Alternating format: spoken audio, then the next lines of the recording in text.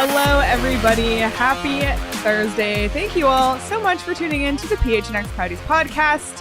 Don't forget to hit that like button, subscribe wherever you get your podcasts, and leave us a 5-star review. I'm Leah here with PD and Sean. Craig is in Ireland. I can't believe he is literally still away. PD, are you feeling all right? Like, are you a little hungover today? Possibly. You were up past your bedtime last night. I made a couple decisions last night. So I went to a concert last night. We've talked about this. And when a concert, by the way, if you're going to say your show's at 7:30, should that be the people that you're going to see should be at 7:30? It should, but I know that's not how it works. No, it's 9:30. Yeah. So 7:30 means 9:30. So first off, just tell me the show's at 9:30, which would help prepare me for staying up till 9:30 because I go to bed at 9. Like I'm not up till 9:30. They started at 9:30. I went to bed before you did last night. Can you turn the volume down? Is that a thing? On the concert? Yeah, I was in the back row of section 200 and whatever. Like I couldn't be farther away, and my chair was vibrating. and I'm thankful, and I did talk about this to people in front of me. I said, please don't stand up during the show, and they didn't. I didn't actually say that to them, but a lot of people stood up the whole show and danced. That's me at a concert. Literally was not one of those people. But having said that, my son and I went to Blink-182, and it was absolutely fantastic. It reminded me of being a kid again. And I'm so jealous of you guys that are in your 20s now, and you can go do this on the regular, because I couldn't. It really is hard. I'm tired today. It's not that I'm hungover. I'm tired. You did enjoy some tilt lifters. Yeah, we'll get to that in a bit. I did enjoy myself, but it's I did make a decision. I'm going to do it more. And I did make a decision, and this is everybody out there, YOLO. Just go do it. Go do it. Because I kept starting to think, I almost didn't go. And my son goes, they're one of your favorite bands, you got to go. And so I went. And I am making it a mission now. I'm going to go see more shows. They don't have to be big concerts at arenas, but I want to go see more live music. That. And I'm going to get out of the house more. Do you love it, Leah? So for everybody that's interested, the show was great. I had a great time, and I'm going to try to get to more concerts.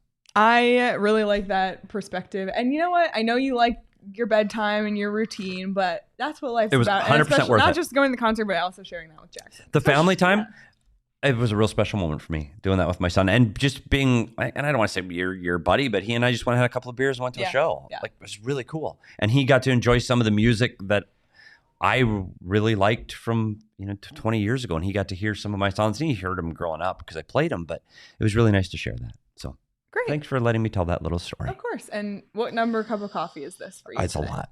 It's a lot.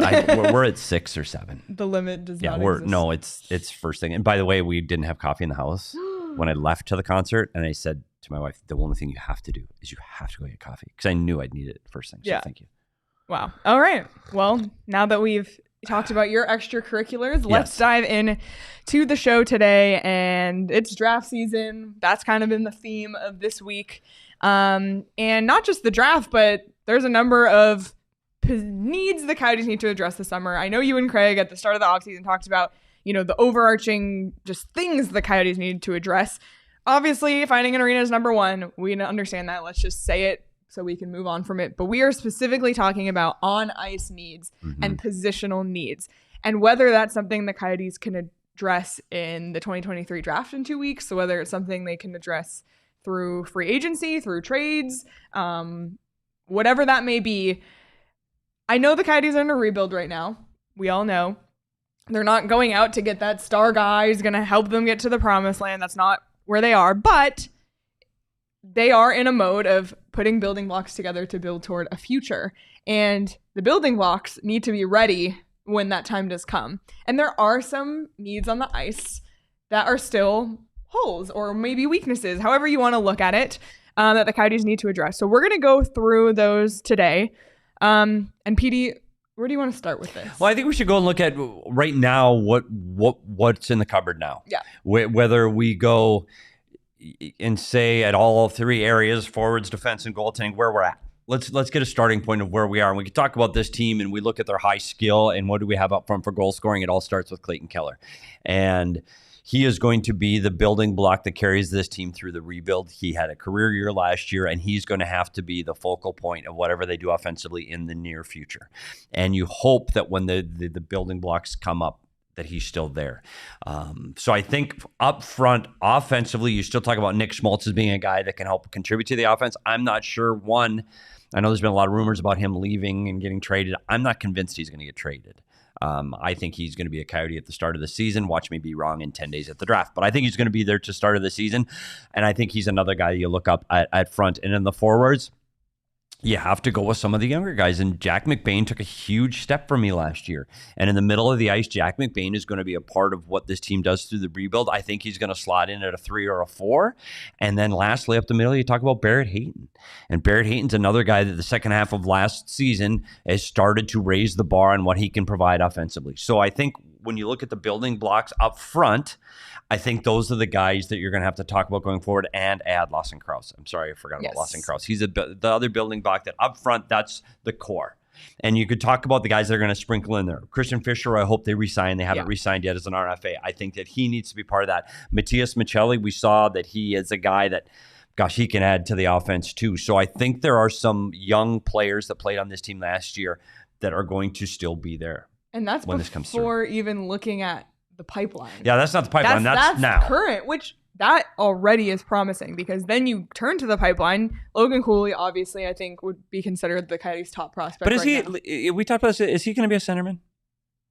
I think he is. I guess we'll see. I think he is going to slot in as the number 1 center. Yeah, and it's interesting because I was going through all of our draft expert conversations, and sorry that I can't remember the player that was being talked about, but Corey Pronman was comparing Logan Cooley last year to one of the NTD players this year. I can't remember which one, I apologize. But he said, Logan Cooley and this guy, like, they're both centers, but I think Logan Cooley is more a for sure NHL center, whereas this guy might be more of a wing. So yes, I'd probably lean on him being a center, which is great because center depth is extremely important. And it's something the Coyotes have lacked historically. You also have Connor Geekie in that center depth category right now. He's a little bit, I guess, more raw. I can't really think of the best way to describe him. He might take some more time. Bill Armstrong said his potential ceiling could be someone like Tage Thompson. If we can get a Tage Thompson out of Connor Geekie, wow, sign us up. Yep. You got Dylan Guenther. Obviously, we've seen him up here with the Coyotes. And then, moving down the list, don't discount Michael Carcone, who is an AHL, all-star this year. Nathan Smith, he could be, on the rise. There's going to be guys that surprise us this next season. And I think as far as the forward depth, and let's not forget, in 2 weeks, they're going to come away with more forwards, and probably most likely in that number 6 spot, they're going to walk away with a really, really talented forward prospect. That forward is going to push some of these other guys like Josh Doan, Milos Kellerman, guys that you expect to be in Tucson again this year that are trying to make that leap to the National Hockey League. Whoever they draft at 6, and we're guessing, I guess, that it's going to be a forward. Where does that affect these guys that are already in the pipeline? Like we talk about, Nathan Smith's a good one. Carcone, do they get him signed? There are so many things up front that look like they're positive things moving forward. We talked about a goal scorer like Dylan Guenther, and we saw him be an effective guy on the power play while he was here, and then go on to do great things in Seattle. Well, yeah, he's going to be here. And you're starting to see the beginnings of the future and the talent that's going to be available to these guys up front.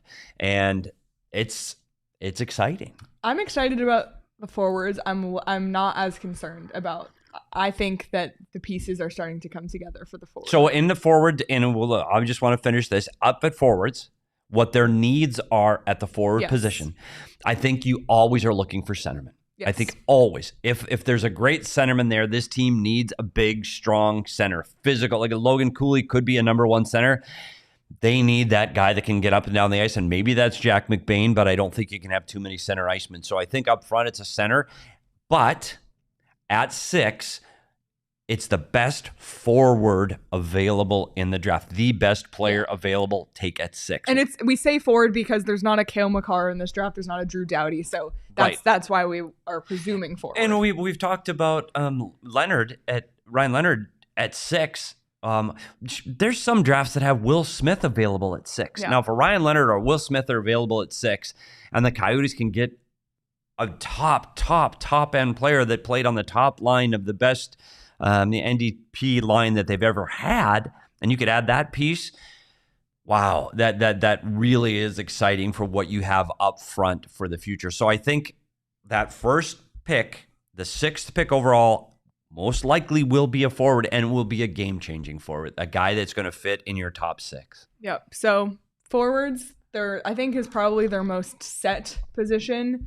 Like you mentioned, center, and also I saw a comment about need for speed. Just the way the league is moving, speed is so important. Yeah. If you look slow out there, you're not going to have success. So speed and that's and center. The way the coaches too. Like they play fast in all 3 zones. They want to attack the puck, and sometimes it's caused them problems in the defensive zone because I don't know if they're built for speed necessarily right now in the defensive zone. And I think that as this team progresses under Andre Tournier, you need to have quick players because he wants to attack the puck everywhere. Yep. So let's move on from forwards to, I think, when the Coyotes fans think of the biggest need, and I've seen comments already, defensive depth. That might be what's a little bit lacking. And you look at the current defensive core. I mean, if you give the list of Coyotes defensemen to a random hockey fan, let's just say a Nashville Predators fan on the street, and they read the list, like how many names are they actually going to recognize? Yeah, this was an area of concern coming into last season. And they were names that they've added during the season. You had JJ Moser and Valimaki that you didn't know are going to contribute the way they did last year. I think those 2 pieces going forward, Valimaki and Moser, I think that's part of this youth movement. Soderstrom comes up at the end of the year. He's interesting because when he was drafted in the first round, you thought, okay, well, they're set on the right side. They got a puck-moving guy that can be offensive, and he just never quite clicked. He did get his games in last year. So he started to get that experience. And I have to say that last couple of weeks of the season, Victor Soderstrom started to try to rush the puck more. He tried to be that offensive defenseman that I think they were looking for when he was drafted so high. I'm still not convinced that he can be that. Yeah. I'm not convinced. And then you look at the rest of their defensemen that are returning, and they're still under contract. Patrick Nemeth, Josh Brown are still under contract for next season. So that's 5 guys under contract. And Connor Mackey is a UFA. I don't know if there's room for Connor Mackey because I think you're going to go down and start looking at this team needs defensemen. They've got young ones coming. Yeah.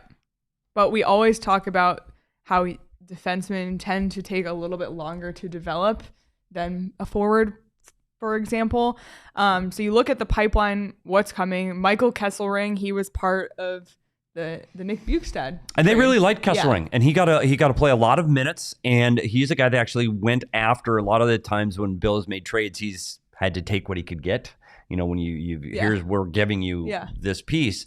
Kesselring's the guy they pursued. Yeah. And I think that he is going to be the first guy you look at, and he may be the guy that is in that top 6 when this season gets started. And he's a name to keep your eye on for what's in the pipeline as a guy that could be the next up. But there's a lot of young ones that they've drafted recently. There's actually some exciting ones. Obviously, Maverick Lamoureux is the big one. He's their first round defensive pick from 2022, but we've talked a ton, I feel like just in the last week or two, about Maximilian Zuber, and Craig Button came on and said he sees him being, pretty close to being ready in the NHL. And another guy I want to mention is Vladislav Kolyachonok.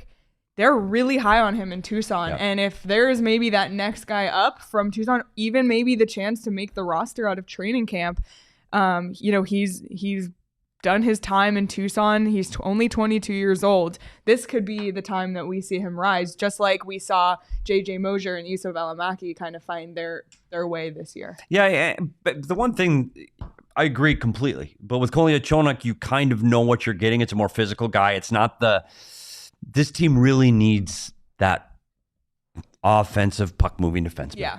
Because we talked about Moser and Valimaki, and they've been playing on the top of the power play. And let's be honest, like they're really good defensemen. They ate a lot of minutes last year, but they're not that. They're not Adam Fox. They're not Cale Makar. They're not those guys that are going to drive the offense from the back end.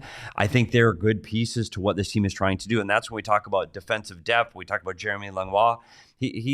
He's clearly not going to be part of the Coyotes roster next year, but he's a guy that you can add to that depth. Zuber, surprisingly, from what Craig Button said, is probably the guy closest. Maverick Lamoureux, not only is he young, but Maverick Lamoureux is big. He's huge. And he was injured a lot of last year, and he didn't get to play as much as maybe, he would have without. Yeah, so it's time. It's time for him, and I'm not sure even if and when Maverick Lamoureux is ready, he's still not that high-end elite offensive talent. Yeah, he's not Cale Makar. Right. Yeah. He's not the puck-rushing defenseman. I think he could be an intimidating factor back there. He's got good reach. He can help defend, but I'm not sure he's that. Artem Duda, that is currently over in we just Moscow. Talked about him yesterday.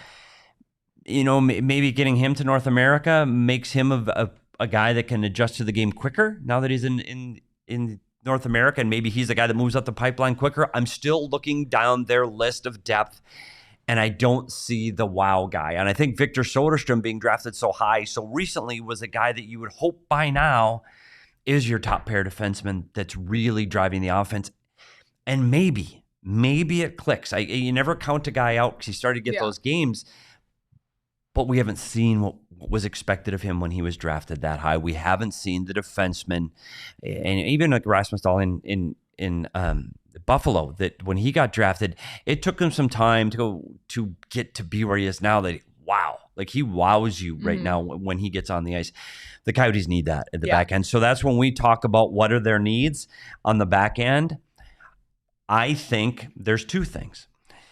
I think what they need a high offensive guy. They need a guy that can move the puck up quickly, the guy that can be at the top of the power play, the guy that can get the puck from 200 feet up the ice, distribute the puck with speed, and be that top-end premier offensive defenseman. I think it's missing right now. They need that guy. It might have been Jacob Chychrun if that relationship had worked out instead. That's it. They had him, but obviously a number of circumstances led to what happened, and it is what it is. Through injuries and want and needs. Yeah, it is what it is. But that's it. They need to replace that. They need to replace his speed, his ability to get the puck up the ice, his shot, his ability to put points on the board and numbers up, and they don't have that. And also, we're talking about a wish list. Maybe some of the names you talked about, Kolyachonok, maybe you talked about Artem Duda, maybe somebody can be more of that defensive defenseman. But they need to have somebody that can be intimidating back there that also can skate. And we talk about Nemeth and Brown, and I said Brown was my sleeper defenseman last year. I really like Josh Brown. I think they need somebody that's ready to push him and be that physical defenseman so that when we get through the rebuild, you've got a guy that's back there to go, oh my, we've got to get through him. So is this something then you think is going to be a focus for them in the draft? I think the first part of it, I think that offensive defenseman is going to be there at 12. I think they're going to have to look long and hard at number 12. And we talked to, Sandin Pellikka. We talked Reinbacher. I don't think Reinbacher is going to be there at 12, unfortunately. Willander might be there at 12. They're going to need a player like that at 12. I think they look at defense when they get to the 12th pick. I think it's important to do that. Now, when we talk about the bigger defenseman and a more physical defenseman and a depth defenseman that can play in the second pair, even at the bottom pair, that's effective key piece to winning, I think that's a third round pick. And you've got 4 picks right now in the third round. And I think you can find that guy in that spot. So I would look for them to draft another defenseman. I look for a defenseman at 12, and I look for another defenseman in that third round that can be more of a physical presence, but can skate. Or the second round. They have a second round pick. Yep, they have a second round pick too. So maybe that's where they use it. Yep, I would see a second or third pick to get that depth in defenseman. They're going to need defense. They have 12 picks.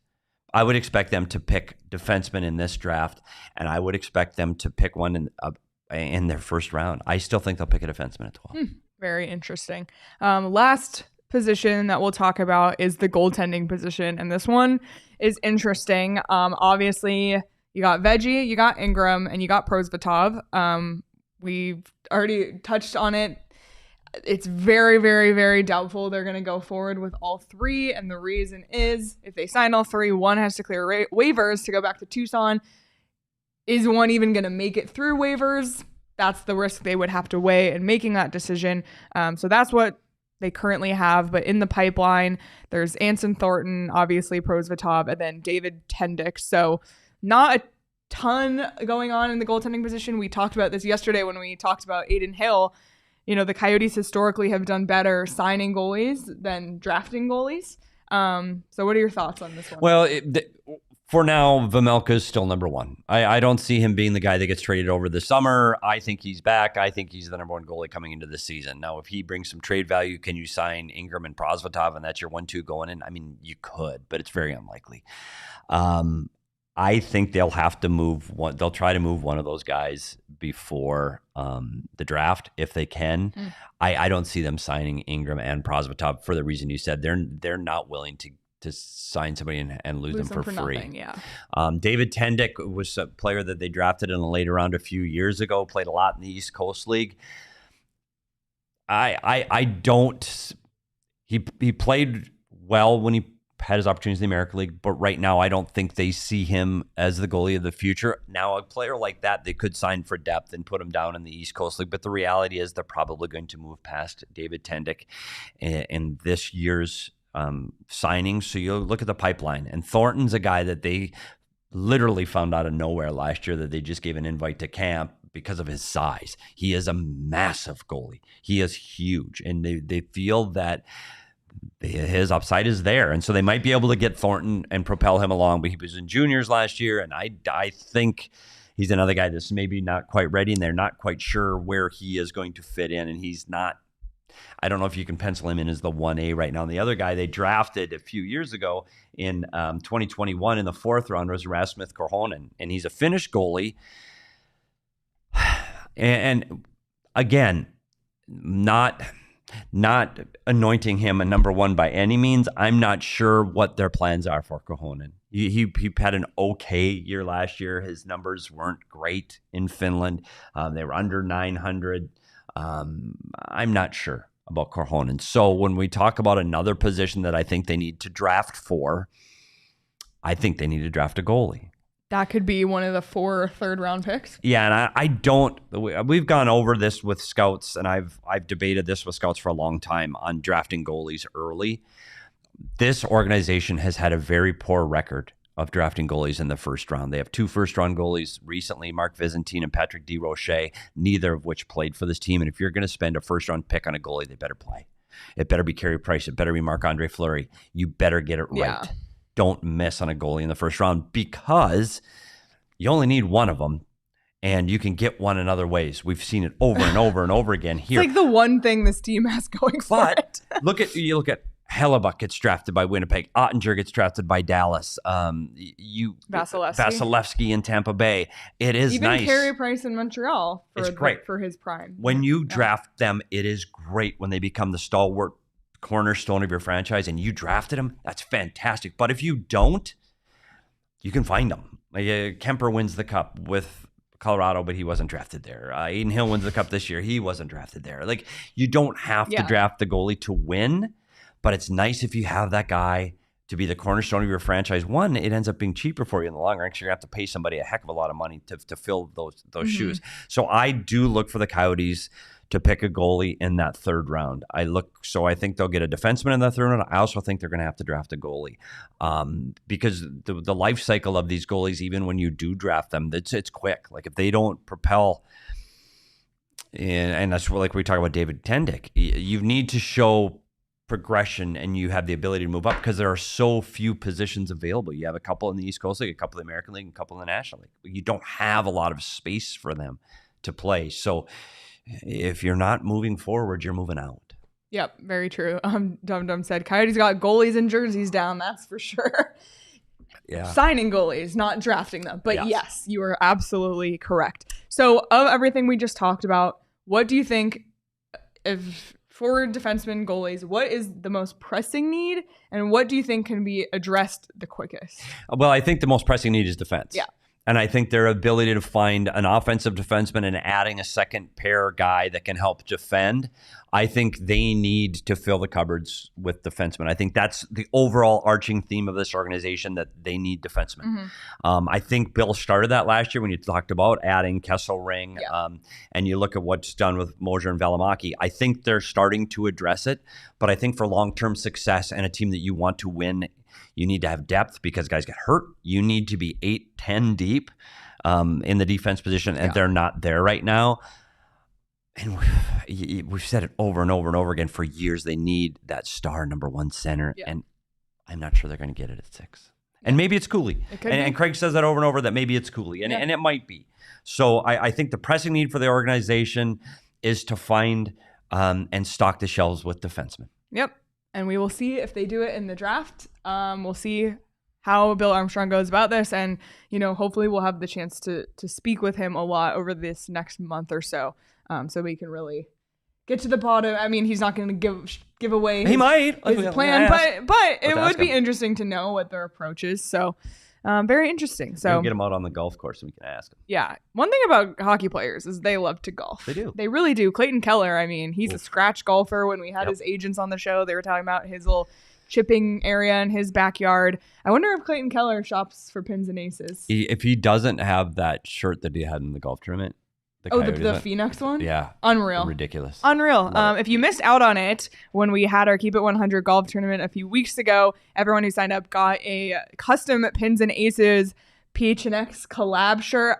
Amazing. Hopefully we'll do that again. But if you haven't checked out Pins and Aces, go to pinsandaces.com. You can use code PHNX to receive 15% off your first order and get free shipping. That's pinsandaces.com. Amazing golf apparel, amazing golf accessories. They have a beer sleeve so you can keep your beer cool in your golf bag, which in Arizona, when you take one sip and it's already hot because it's freaking 100 out. Just a ton of great stuff. So check them out, pinsandaces.com. And after you hit the links, you'll have to do an early tea time because it's getting warm. Head on down to Tempe, go to Mill Ave, and enjoy some margaritas at Illegal Pete's. Little icy cold delight. Nothing. A crisp margarita after being outside, or even a beer, to be honest. Illegal Pete's, we love them. I love them. I'm telling you right now, we talked about, and it's just like a little light went on. We talked about me going to the concert last night. Mm-hmm. I need Illegal Pete's after this. Because you know how sometimes you get that morning after feeling a little bit and you go, gosh, I could really use, I've been trying to decide what I'm hungry for and what food would satisfy me right now. It's Illegal Pete's. Like their salty chips with the queso. I swear. That is a hangover cure. It is. I'm not, don't tell my son that I might be hungover. So, but yeah, that's it. I'm going right from here to Illegal Pete's. I love it. I do. Okay. I love it. Sorry. Kick off your week with Margarita Monday at Illegal Pete's, exclusive to Arizona locations. $3 margs all day, every Monday. And I think nothing brightens up that Monday mood more than soaking up the sun with a few margaritas. And don't forget about Taco Tuesdays. $2 tacos all day, every Tuesday. Enjoy your favorite chicken, pork, and veggie tacos for just $2. So swing by and start your week off the right way at Illegal Pete's. Can I say something about a couple of the comments that Michael made? He had 2 really good comments. One, he said, the great news, GMBA knows exactly who he wants by now. Mm-hmm. I encourage everybody to tune in to the show tomorrow. Because Tim Bernhardt, former amateur scouting director of the Coyotes, will be here tomorrow, and we're going to ask him exactly that. Do they have their minds made up by now? He doesn't know, but who it is. But he's been in the position. Yeah, behind the curtain with Tim Bernhardt tomorrow to give us a mindset of what a scout is right now at this time of the draft. And go up a little bit. He talked about, Michael said something about Sandin Pellikka and saying that he's got a high ceiling. I think when we talk about defenseman depth, I think there's 3 defensemen in this draft that you're going to see early in the first round in the top 15 picks. Axel, which I like the first name. Sandin Pellikka, I think he is 1. Tom Melander is 2. And Ryan Bacher is probably the most sought after of those 3. There is a very good chance one of those 3 is available at 12. Yep. And we will talk about Tom Wielander tomorrow in our prospect spotlight. But in today's prospect spotlight, we're going to stick with the forward group, look at some guys who could be there from 6 to 12 for the Coyotes. And today's prospect spotlight is Nate Danielson. I've seen him a ton on mock drafts. In that 6 or 12 spot, he's a 6'1" center for the Brandon Wheat Kings of the WHL, 185, that big kind of player that we know Bill Armstrong likes. What are your thoughts? He's another guy that you don't know, and you hear this a lot at this time of year when a guy's listed as a center. Is he going to play center in the NHL? And first of all, I don't know how they project that out. Like we said, Clayton Keller was drafted as a centerman, and he became a wing real quick. And Nate Danielson might be a guy, even though he's a bigger guy, you might see Nate Danielson also moving to the wing in the NHL. One of the things about Nate Danielson, he's another guy that can skate. He's a guy that's got he can transport the puck up the ice. One of the things he does in Brandon is he gets the puck up the ice on the power play. With his size and his skill, yeah, I think you're going to see. I don't think Nate Danielson will be there at 12.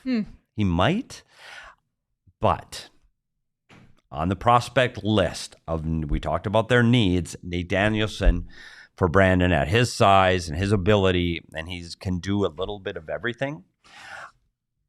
I'm not sure that's what the Coyotes are looking for at 12. Interesting. And I don't think he'll be there after that. Okay. Well, obviously we're not the draft experts. We turn to the draft experts for their analysis, and Chris Peters said he's good at the faceoff dot.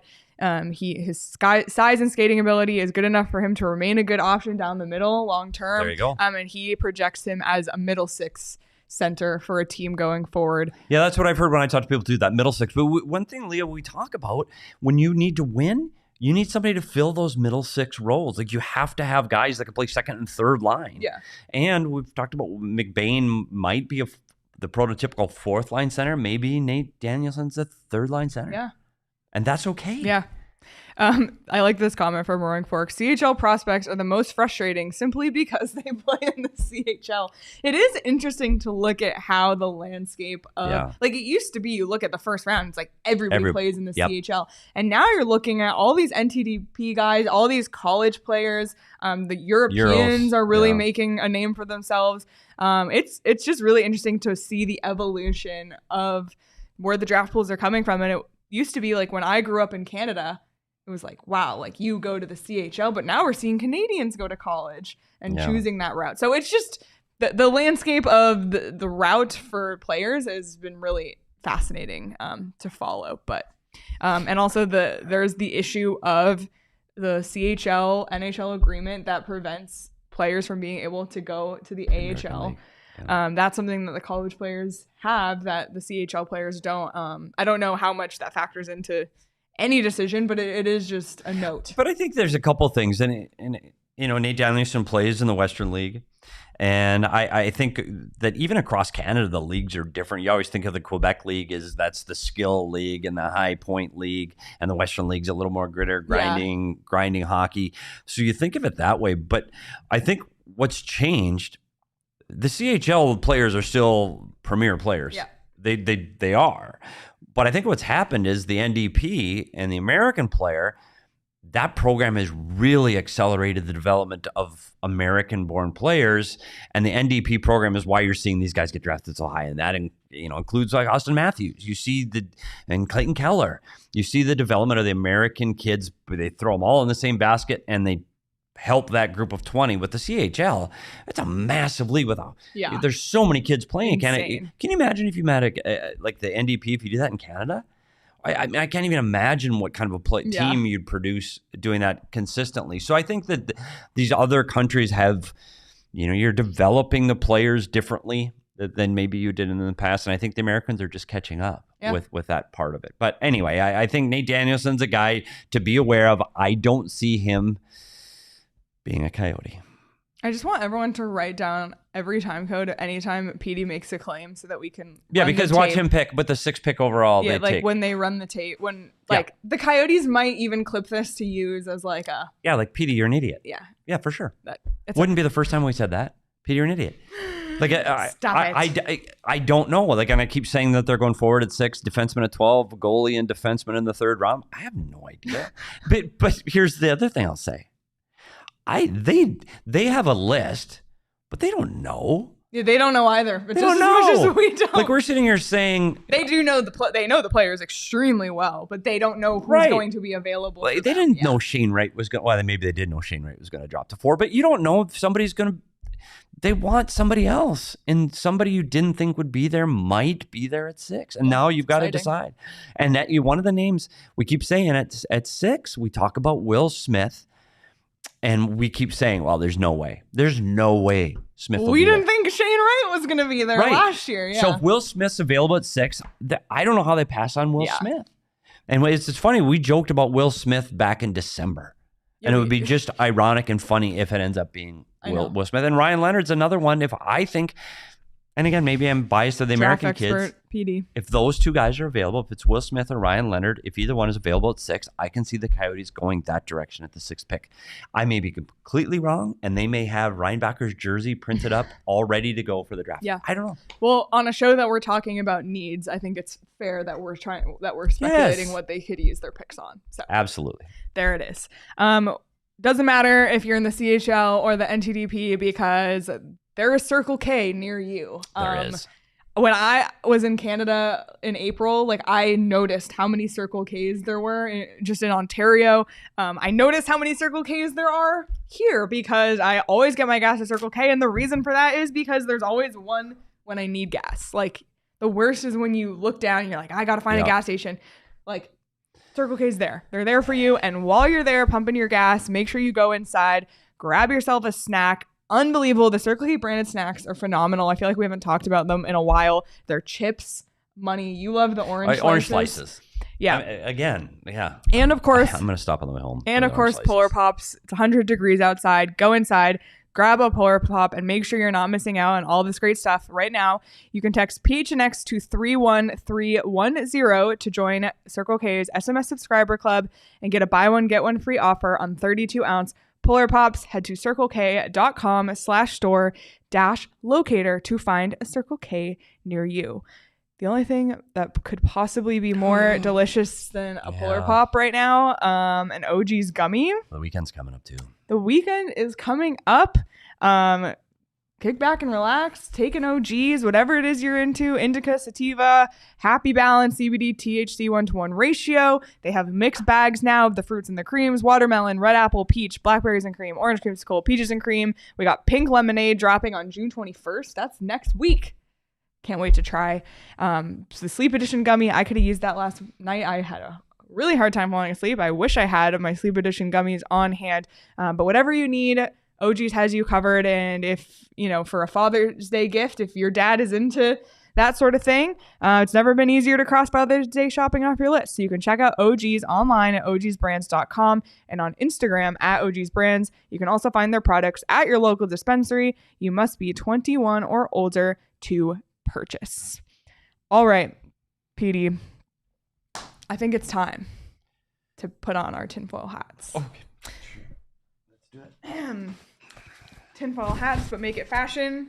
Tinfoil hats, make it fashion. It's their second appearance. Mine's a little pointer today. I don't know. Yeah, you need to just wear it so it molds to your head a little. Okay. Espo, by the way, claims that he has the more fashionable tinfoil hat. Tune into their show. But guess who ordered ours first? Yeah, for sure. This guy. Yep. So a couple things where we have our tinfoil hat-ons about. So everybody just know that the zone we are in is wild speculation with little evidence to back it up. That's what tinfoil hat clubs are about. Exactly. Let's start with the little rebrand.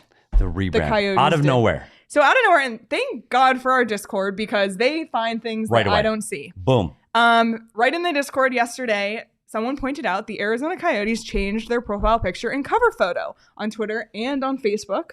A little monochrome action, kind of a black and white outline. Like sand. Is it sand? Yeah, a little bit sand. Yep. Really like it. I actually really like I love the monochrome vibe.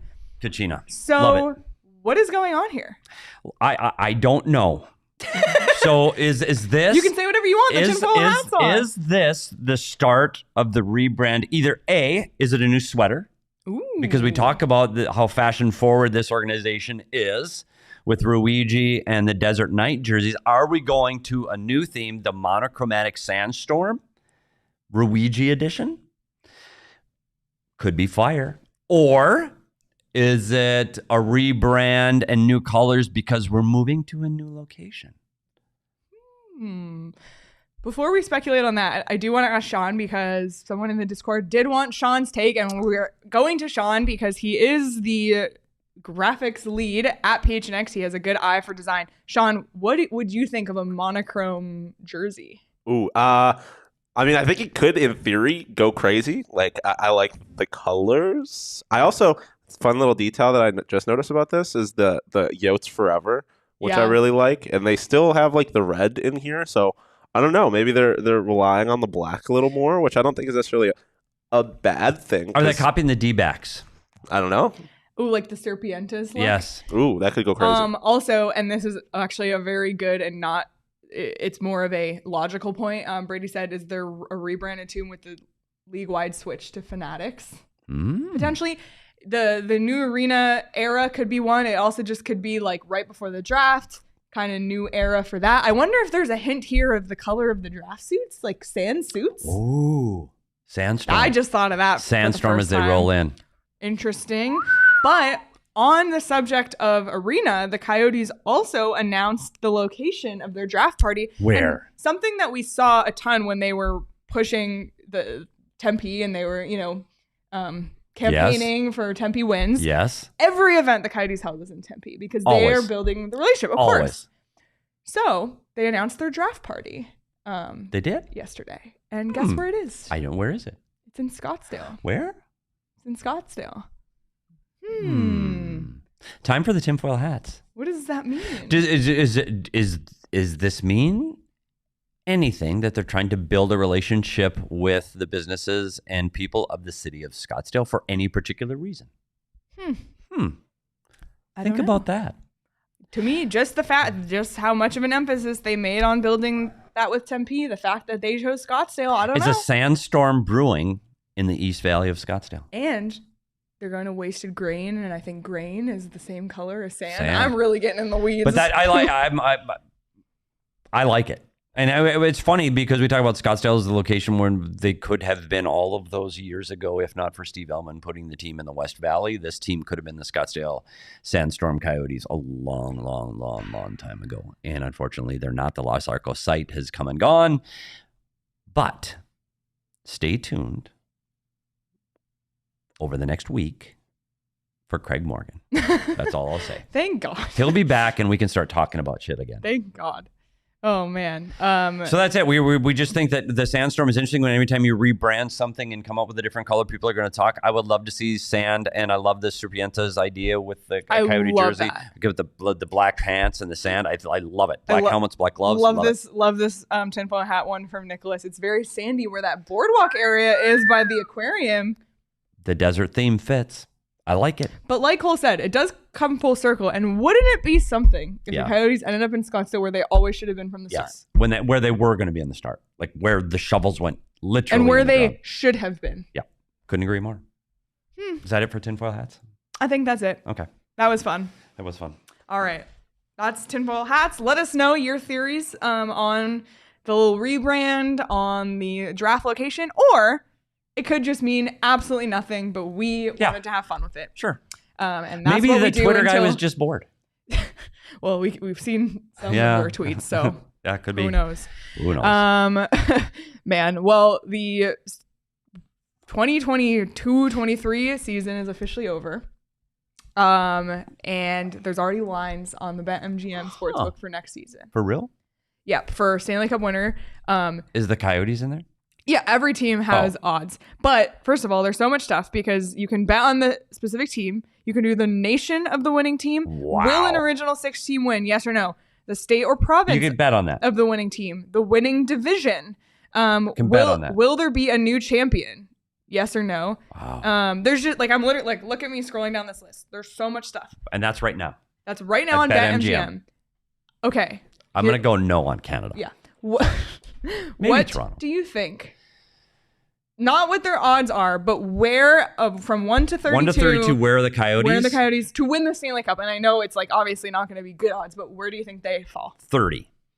They are in a 4-way tie for 32. Yeah. Plus 25,000 right now with the Anaheim Ducks, the Montreal Canadiens, and the San Jose Sharks. There you go. So probably put in your props right now. I wouldn't. We could put some money in and call it GMBA and say, hey, I got this big bet riding. Let's that's speed up the rebuild. It sounds illegal. Don't do that. But right now, if you scroll up to the top, Avalanche actually have the best odds to win the Stanley Cup at plus 800, followed by the Oilers and Maple Leafs plus 950, Bruins plus 1,000, Golden Knights plus 1,200. Wow. So very interesting stuff. great value now in June. And imagine just placing your bet, forgetting about it, and then next June you're winning money. And the best part of these sorts of crazy ones, this is what I love to use a free bet on because it's really no like sweat. And if you just log into the BetMGM app on Wednesdays or Saturdays, you get one. So do it. I used my free bet yesterday. I didn't win. And make sure you're playing the swing for the fences game because you have a 1 in 4 shot of, or it might be more than 1 in 4, but you win a prize. And it's actually really fun just to watch the little thing swing and it's say you win or you're out, but it's really fun. So just, there's always great stuff going on BetMGM. And if you haven't signed up yet, use the bonus code PHNX. There's a few different offers depending on where you live, but for our Arizona audience, you'll get up to $100 in bonus bets on your first wager with BetMGM. Again, make sure you use the bonus code PHNX. You can check out the show notes for full details, and now you can listen to Shane talk about the disclaimer.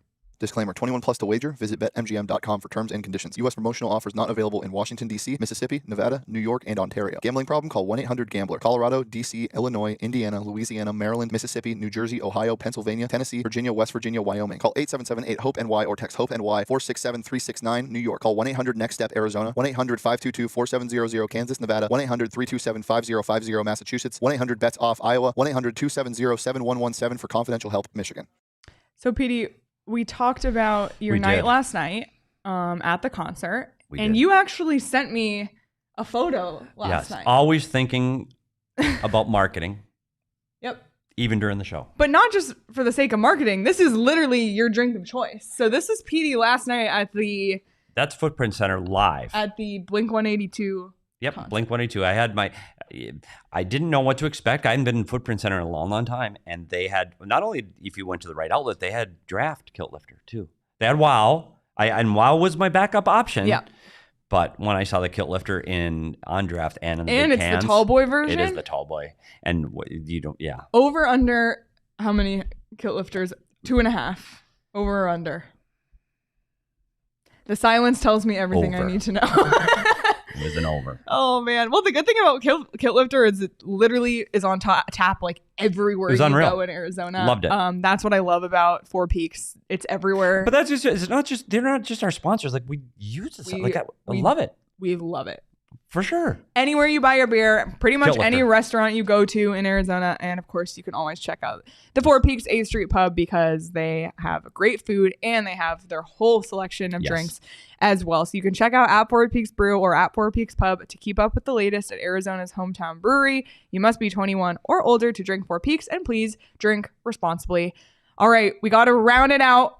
10 days of Tootsies. We're counting down the days until we're in Nashville. It's day 4. PD, what do you got for us? So we went through this, setting the scene of what Tootsies is like. Now I'm going to start doing some of the people that I've been in Tootsies with, and I thought it was appropriate, based on our conversation yesterday, to go back to Vegas. And so if we bring up the newest picture, this is myself with former travel guy of the Arizona Coyotes, Rick Bronstein, otherwise known as Bronco. And we're at the booth, and you can see in the background, he just won a Stanley Cup, by the way, and he held the cup over his head on TNT. So congratulations, Bronco, again for the cup win. We've enjoyed many a beer at Tootsie's, but I want you to look in the background of this photo. Right behind Bronco's head, there's someone playing the fiddle. If you love a fiddle. If you can get to Tootsie's when somebody is playing a fiddle, buddy, the temperature goes up 5 degrees in the place. It's fire when they have a fiddle player. So this is a 2-themed picture. This is Championship Bronco, and it is also fiddle playing Tootsies. 10 days of Tootsies, day 4, almost here. Love it. We're almost there, and I really do love it. I love it so much. You love it. And I am looking forward to hanging out in Nashville with a bunch of you. I know we're planning stuff in the Discord. I know there's some people who might be in Nashville as well who want to meet up. So just tweet at us. Yes. We want to see you. We'll be out and about. Really, really excited. And if you're not able to make it to Nashville, it's totally fine. We're going to have so much content for you, and we hope that you become a diehard before we go to the draft, because the Discord is going to get exclusive stuff. The Discord, we're always chatting all day long. It's a great community of Coyotes fans there. You also get 20% off on merchandise. You get 20% off on events as well. So a ton of the people coming on this trip, They got 20% off because they're a diehard. You get a Dobson Ranch card. You get a $50 Mountain Mike's voucher. Just a ton of perks to becoming a diehard. And when Craig finally gets home, I have to say it one more time. Finally, get home. One finally for every week he's been gone, comes back. He has diehard only content on the website as well. So just a ton of perks to becoming a diehard. Make sure you join the family today. Go phnx.com/diehard and check out phnxlocker.com as well. My back is sore from carrying the show for 3 weeks. Oh my God, I thought that was like an insult to me. It's like, come on. No, my back is legit sore, sorry, but it wasn't. Craig, get home. We need to be back in that studio with the comfy, more furniture chairs. More furniture chairs. Man. Yep. Well, yes, looking forward to tomorrow's show. And in the spirit of full transparency, it's a pre-record. I'm actually headed to New York tonight. I'm getting on a plane. So we're chatting with Tim Bernhardt. He was the former Arizona Coyotes director of amateur scouting, and before that he was with the Dallas Stars forever. He has like 20 years plus of experience in this space. So we got to ask him kind of all the burning questions. What does their draft board look like right now? What's it like when you're trying to move trading up for a picks, guy? So many questions we got combine. answered. So asking questions at the combine. That was great stuff. Yeah, because Brendan Perlini mentioned talking to Tim Bernhardt. Yeah. So tune in. It's going to be a really good one. Helps pull back the curtain and put you in the seat of what the scouts are going through right this minute. Yep. Absolutely. So that's tomorrow's show, live at 11 a.m. Tim Bernhardt. We're going to spotlight Tom Wielander, and then we're going to have our normal Friday fun day. So we hope to see you there Friday at 11 a.m. And then next week, we'll be back Monday through Friday, 11 a.m. And Craig will be back. Thank goodness. So be sure to subscribe to the PHNX Sports YouTube channel. Hit the notification bell so you never miss when we go live. And you can follow along with us on Twitter at SPeters Hockey, at Leah Merrill, at Craig S. Morgan, at Sean_DePaz. Follow the show on Twitter at PHNX_Coyotes.